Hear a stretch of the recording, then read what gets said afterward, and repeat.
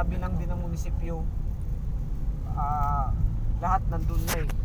Tanungin mo kung ano naging problema, tapos hanapin mo nga yung software development services kung ano yung code. May copy sila doon. Ibibigay, tapos ilalagay mo lang doon sa code. Murahin mo lang yung sa akin sinulat ko doon sa Himber software. Tapos pag nailagay mo na yung code, o palitan mo, tapos pag naibigay mo na yung code, isubmit mo lang din doon sa licensing para assessment ulit. So di wala ka ng copy ng Himber software kasi i-assist na naman nila. Ngayon, asikasuhin mo na ngayon yung sa Himber General, bayaran mo na yung fire para matapos na. Pag ng fire, ibigay mo na dun sa gumagawa ng business permit. Ganun na lang. O ipapadala na kanila lang yung 500 para sa fire kasi matagal na naman yun, i-assist na naman nila yun. Patong-patong na naman yun. Kaya unahin mo na lang yung Himber General pag natapos na yung code.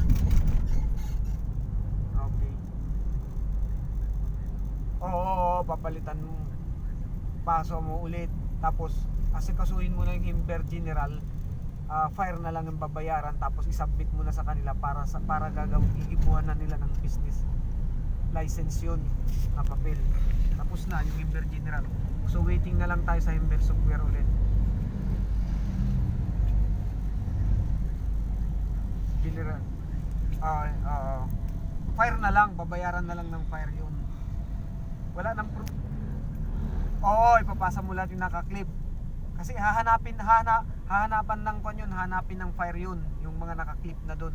Kukuha sila ng kwan, tapos pagbayad na, andun na yung resibo, isubmit mo na doon sa gumagawa ng business permit. Hanapin mo na lang saan gumagawa ka mo ng business permit, doon mo ipapasa yung Himber General.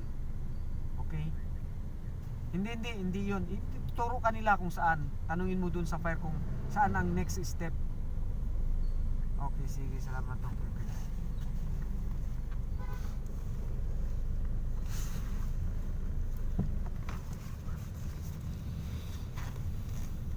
Tayo na. Nandiyan pa yata si Mami na. Ayaw umalis hanggat hindi tayo dumarating.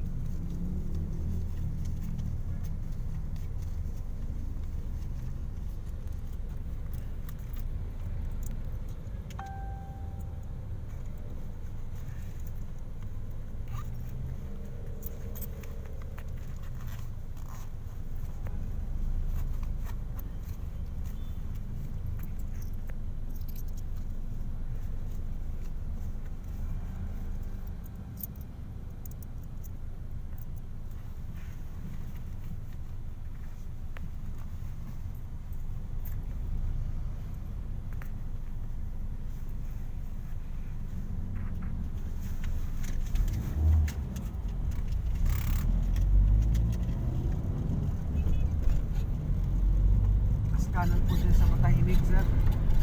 Sa kanan po dyan sa Matahimik.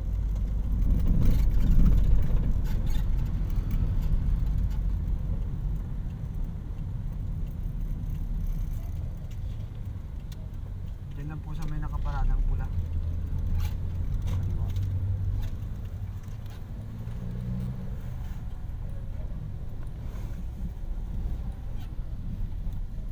Pili na po dito. Sa gilid para hindi tayo maka-stroke. Okay. Sige. Nakanak